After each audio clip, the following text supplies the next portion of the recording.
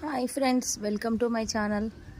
ఈరోజు చెట్లకి fertiliser prepare చేస్తున్నాము. దానికి కావాల్సిన ఐటమ్స్: అరటిపండు తొక్కలు, అరటిపండు మెత్తగా పండిన అరటిపండు,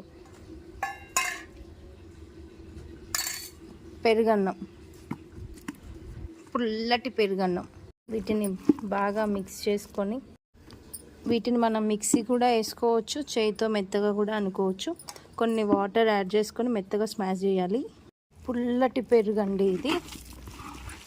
బాగా పండిన అరటిపండు, అరటి తొక్కలు. చెట్లకి గ్రోత్ మంచిగా వస్తుంది. ఇలా వాటర్ని పల్చగా కలుపుకొని మనం మొక్కలకి పోసుకోవాలి ఫర్టిలైజర్. ఇలా మనం వారానికి ఒక్కరోజు పోసుకుంటే మన చెట్లు చాలా బలంగా ఉంటాయి.